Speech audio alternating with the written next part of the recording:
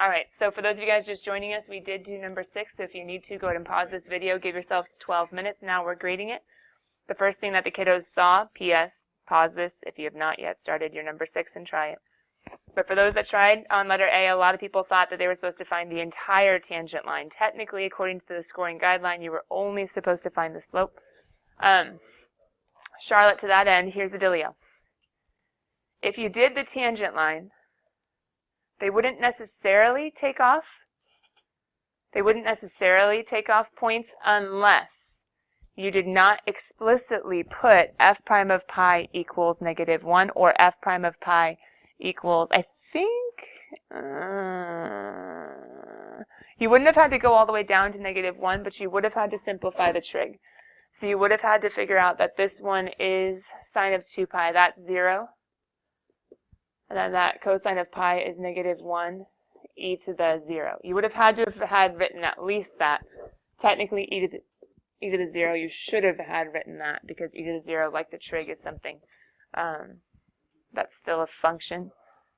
But if you did not explicitly say f prime of equals, you did not answer the question. So if you put the tangent line as your final answer, you would get one of those points marked off because the tangent line is not the answer. So if you had the tangent line as your answer, you would have gotten one of those points marked off. Okay, as you guys are grading, any other questions on the grading or on how they got to the answer they got to? C first? Okay, C. Okay, yeah, let's do B first.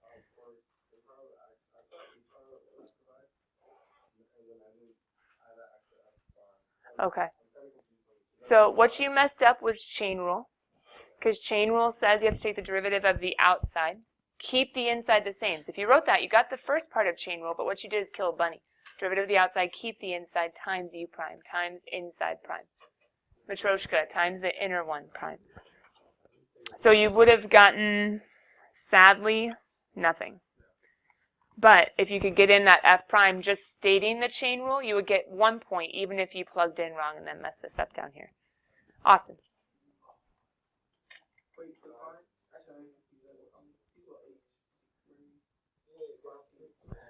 Oh, who is H? Okay. When you're trying to simplify this is just plugging into the chain rule, right?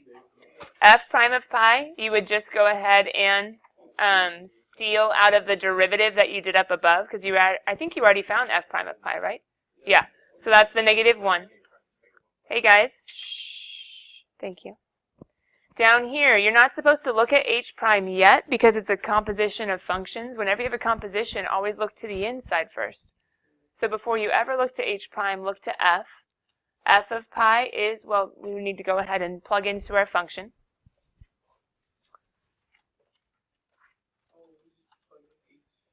You can, well, no, don't plug in h. Plug in pi to f, so start on the inside.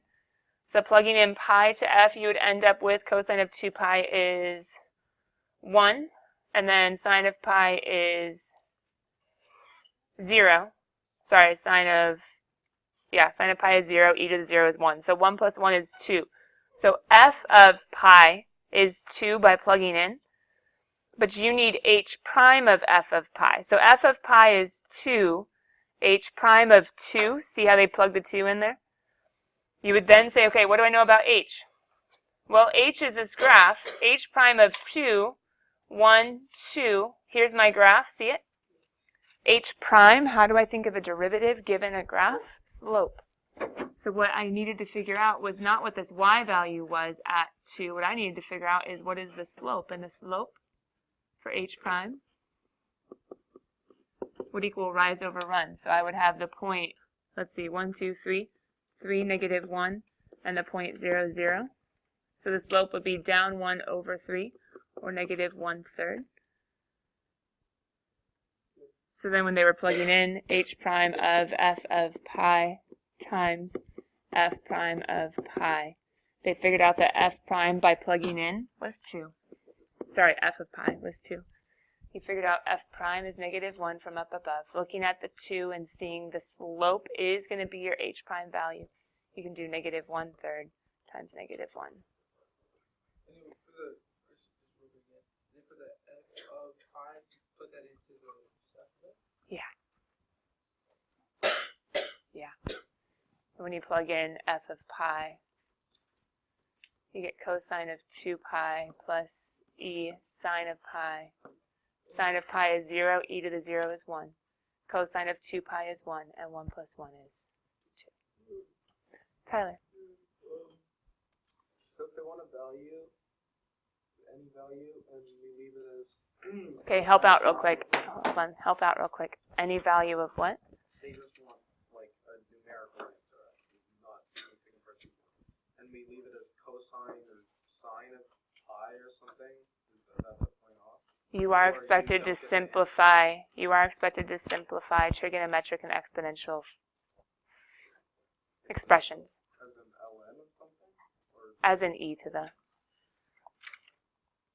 Well, like e to the 0. ln of 1. Right. But I was... Should be. I mean, you can leave it e squared, right? There's nothing that you can do with that. You can leave it ln of 3. There's nothing you can do with that. But anything that you can simplify as far as exponential, logarithmic, trigonometric, they're going to expect you to simplify. So for letter C, I understand the whole composition of functions and how you do that, and how you find the derivative.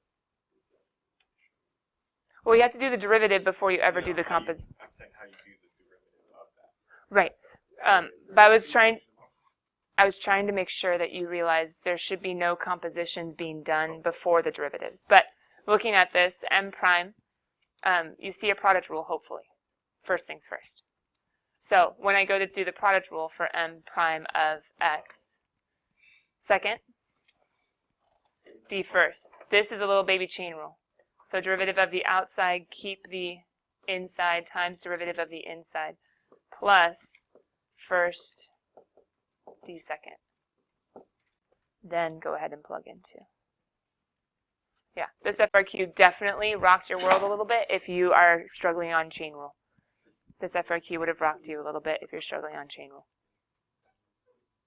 But if you know your chain rule, which is a basic thing from first semester, and I'm not saying even like if you know it, but if you can know it, I mean, there are just points to add all over the place. Let me go back to the answer key really quickly and make sure you guys don't have any further clarifications. But as you see, second d first plus first d second. Then plug in your 2. Guys, one of the biggest hints I can give you as far as the AP is whenever they ask you for an F prime, a G prime, an H prime, a P prime, whenever they ask you for and they give you clues in a table, on a graph, random points, never start with the clues. Always start with the derivative formula. Never start with the clue or the clues or getting confused. This one, they gave you a crazy table. They gave you a graph. They gave you like a function. This was a great FRQ because they're like, haha, we'll make them deal with tabular data and graphical data and algebraic data. Not that it was meant to be hard. They just said, let's see what they can do. And so many people got stuck in these different places and like, how do I use it? Stop. You have a rule for how to take the derivative of a composition of functions. You have a rule for how to do product rule. Start with the rules. Start with just what would the formula be. Then figure out, let's plug in pi. Then figure out, let's plug in 2. Then think of things like composition of functions. I need to know, for instance, up here, what f of pi is before I can ever take h prime. Just solve it little piece by little piece. Solve it little piece by little piece. I need my formula before I can know, oh, I need this guy. Oh, look up, I need that guy. Oh, I need to go find that guy. Just do it little piece by little piece, but only after you've used the formulas, okay? Okay, any other further questions? Sam. Yeah. You killed a bunny. Help out. It's g of negative 2x times h of x. Okay. So product rule makes sense in general, right? But check it. When I go to do my... They made it look a little funny because up here it was super obvious. You had the h and you had the f, so you knew the outer or the inner. Here they didn't tell you there were two different functions. They just put in a u to your g. So then when you went to go do second d first, you had to realize, ooh, there's a little baby chain rule right here. So derivative of the outside, keep the inside, times, who's u prime? Yeah. And then keep going with your product rule. Yeah. That's very similar to if they were to give you something like the integral of sine of 3x dx. They're banking on you not being very careful with the u, right? A lot of people would just be like, oh, negative cosine of 3x plus c. Dun, dun, dun, dun, dun. I got it. Ah, you got it wrong. It's supposed to be 1/3. You got to account for the u's both in integration, and you got to account for the u's in differentiation. Be careful. All right, any other further questions about the grading, about the scoring, about the answering? That's crazy. This was not meant to be a hard FRQ, but guess what? One of the ones is that they struggled with last year. This one, because they were just, think about it as overstimulated. Have you guys ever heard that, overstimulated? Like if there's too many things barraging your senses, like you kind of freak out. The table and the graph and the algebraic, they're like, ah! And they just kind of freaked out. But if you just come back to your rules, take it little bit by little bit, it was actually a pretty easy FRQ as long as you knew your chain rule. And MBT. I mean, you had to know MBT, otherwise you were screwed on that part. Okay, let's go ahead and let me get back here when you see you thinks. Yesterday, guys, didn't we do some FRQs pretty quickly? Yeah, so we're going to go back to number 5 really fast and see if you guys had any questions on this one. I don't think we were able to fully answer any questions you had. Let me get out of that real fast. Just in case. Oh, come on. Ah! What just happened? Well. Huh. Can I put you back? No? Can I put you back? I want you back. Thank you. So check out number 5 really fast. I think that was one of the ones we graded at the very, very end, and I didn't get to ask if there were any questions on that one. Let's pass back to when you see you think, because a few of you guys have blanks that you haven't filled in yet. If it was just 1 or 2, I probably gave you grace and still gave you full credit. If you were missing a few more than 2, I might have taken off a little bit here and there. If you did miss any points, and if you get them filled in, I can give you half the points you missed back, which will be nice. We'll get to the when you see you think, so you might want to grab out a different color pen than the other stuff you put there, just in case, to differentiate or to distinguish. We're in calculus, can't say differentiate. To distinguish between what you wrote and what we might add in class. But real quick, anything on number 5 that you guys want to ask? B? Okay. To travel in the same direction. Guys, you have to think about for letter A. A and B test the same idea. Moving to the left. What did we test for moving to the left, or we would for moving to the right? The sign of... I would just say the sign of what, Tyler? Charlotte. Velocity. So you have to, because they might give you velocity, so I don't want you to always think go to the derivative. They might give you velocity. The sign of velocity. Now, what did they give you? For P, position. So for P, they gave you position. So yes, you would need to take the derivative. This is a non-calculated question, so you would have to do the 1 over u times u prime, plugging in. Nope, give me a sign chart. Just kidding. Give me a sign chart for A. But, guys, if you already did A for point P, so you know the movement of point P, and that can be shown right here. Taking the derivative and then making a little baby sign chart, there was a critical number at 1, and then my function was, my position was decreasing then increase, or my particle was moving left than moving right, as shown by the signs of the velocity. You would have to make another sign chart for the velocity of Q, and then just compare, and basically say, hey, where are they the same? Well, not there, that's negative, negative. Oh, hey, right here, positive, positive, positive, positive, up to this. So you could say, starting at 1, and going to 3. So from 1 to 3, they're both positive. And then from 5 to 8, they're both positive. So it's kind of like you're taking both the critical numbers, which we can also do with an application of having 2 sign charts and measuring up with their separate intervals or their separations and comparing where they're the same or they're the different. Isn't that speeding up, slowing down? For speeding up, slowing down, speed increasing or decreasing, what do we compare? Acceleration and velocity. We would have 2 separate sign charts that we would put on top of each other. We would have the critical numbers marked in velocity. We'd have the pips marked in acceleration, and we'd be looking for where do they line up, where are they the same. So we'd have to use the different markings to figure out, because maybe up here it changes from negative to positive at 1, down here it's the same the whole time. But I have to start at 1, end at 3. So from 1 to 3, positive, positive, and from 5 to 8, positive, positive. You're supposed to take a picture of it and then grade it and then come with questions today. Okay, anything else? Oh, wait, no. Oh, yeah, what I wanted to ask about the first one was that, because I was asking about the interval. Yeah. Was that, would it, I mean, you wouldn't get a point for having that, right? Like if you include 1 greater than or equal to 1. They probably would have taken away the second point. And the reason being is because velocity is 0 at 1, so it's not moving to the left at 1. Good. It's not moving to the left at 1. But it is moving to the left at 0, because 0 in your sign chart, if you were to do, your critical number is at 1, and you have negative then positive, I think. So at 0, which is the beginning, at 0, the velocity is negative. Yeah, at 0, the velocity is negative. Tyler. Yeah, did you say that the 2 sign charts were a correct analysis? Like, Well, look at part B. Usually I say sign charts are not enough for any justification or explanation, but did they ask for any justification, explanation? No. So the analysis, like the work shown, is adequate in your sign chart. Yeah. But it's only because you're not specifically being asked to explain or justify, so you were allowed to just show work. Charlotte. You didn't need to explain?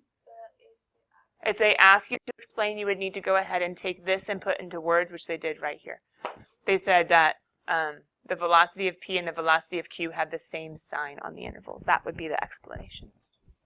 Yeah. Okay, anything else that you guys want to ask as far as the grading? I'm down to C and D.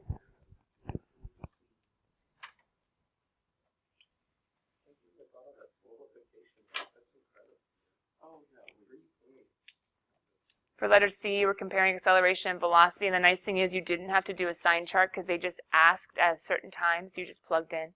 1 was negative, acceleration was negative, velocity was positive.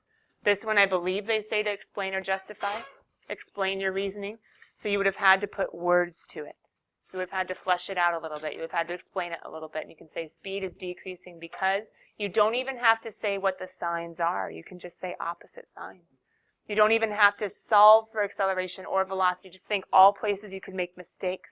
You could just see that it's going to be negative, see that the velocity is going to be positive. You don't even have to actually state what the answer is. Tyler? I mean, but it's still a valid justification if you say speed is decreasing because velocity is positive and acceleration is negative. Totally valid. But it's just asking maybe to make a mistake or something. right, right. So for D, I was asking you right before I walked out of class. Okay. I didn't do integrations that change. I just integrated all. Right. Nathan wanted to bring up the point that for the position, changing direction, what he did instead of integration as net change is he just said, hey, let's take the general antiderivative of t squared minus 8t plus 15 dt of velocity to get position of q. And so when he got the 1/3 t cubed minus 8 over 2t squared plus 15t plus c, could you guys have actually solved for position? The answer is yeah.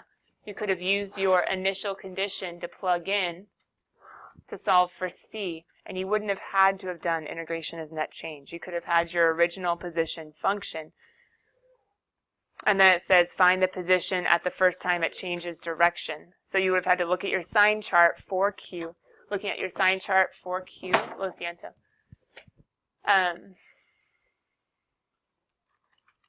Changes direction first at 3. So then you would have just plugged in 3 and you would have been totally fine. What they did is they said, hey, I can get to 3 from 0, so they kind of just did a definite integral. But solving for the indefinite first, solving for c and plugging in 3, totally fine. Totally fine. Because you would have had to have still anti-derived. You would have had to have still plugged in your initial condition somehow, and then you would have gotten your answer. And guys, once again, where should you have stopped? Okay? Don't simplify. Okay. with that, kiddos, let's do the following. We only have a couple minutes left. Did we ever go over questions on number 2? Number 2 was the first FRQ that we did yesterday. This was the grocery store. Oh, no, we did go over the bananas, right? Okay. Here's what I'm going to do tomorrow. Let's do a quick logistical recap, all right? Tomorrow, I'm going to collect your 2017 FRQs that need to be attempted and graded. All right? Why? I want to give you points for the work done, and for anyone who has missed any class time because of APs, I want to give you the pressure of catching up. I want to give you the pressure of catching up on these 2017 FRQs. Tomorrow, we're going to go ahead, first thing of class, we're going to jump into the forever final. Okay? So, has there been any quoting assignments? No. Have there been any forced, like, handwritings of the forevers? No. Have I forced you to study them at all? No. But what am I hoping and praying that you will do for tomorrow? Cement. Hopefully cement. Hopefully it's cement and it's like drying and it's going to be firm for Tuesday. But study for that forever final. Now, do you guys have your large forever quizzes with, like, the corrections that needed to be made? Yes. But did that quiz every single forever card? No, that was just a sampling. So you need to study your forevers for tomorrow. Tyler, go ahead. Is infinity times 0 an indeterminate form? Or is that 0? It's indeterminate. It's indeterminate. You have to go to your L'Hopital's card. Remember L'Hopital's card? Check out the indeterminate forms. There are many of them. 0 over 0, infinity over infinity, and there are others as well. So check out L'Hopital's. And then I don't have the corrections, nor do I have a picture. Of what? Of the grading pages. For what? For the 2017. They're on the videos, the 2 that we did today, and then the 2 that we did yesterday. Which ones are you missing, bud? Here, let me do this. I have pictures of 4. You can find this just by Googling. Now, that is technically a personal question, so hold on. Kiddos, I did want to show you, we are going to go over when you see you think questions. We are going to go over when you see you think questions after the forever final. I hope and pray we'll have time to do that. We meant to today, but we were a little bit behind yesterday. Guys, check it. Here is a sample answer key to the when you see you think. Now, does this mean that this is perfect for your brain? No. But I'm going to post this underneath the AP exam prep in your shared folder. I'm going to go ahead and post it because any of you guys that had any blanks today or any of you guys that just filled in some stuff and you're not totally sure of it, go check out the when you see you think answer key and see if you have any further questions. I can also do my little pointing out AP tricks, etc. We technically have tomorrow and Monday that we can go over when you see you thinks. But did you guys just see I do have a sample answer key for the when you see you thinks. I'm posting it on your folder. Actually, I'm going to post it in your folder after period 6. Otherwise, it's kind of unfair if someone finds it. I'm going to post it in the folder after period 6. So check it out tonight. Any of you guys that have blanks, come tomorrow after the forever final and we'll go over some of them. Sound good? Okay. Otherwise, bonus exams are due when? They're due Monday. I emailed you the most recent, most current, up-to-date mock exam besides the one you already took this year in 2017. So I would start there, I would print it out, and I would practice on it. Bye, guys. I'll see you later. Yeah, no, you don't have your phone. See ya. I'm doing this after period 6. See, Misty, I don't know everything on the when you see a thing.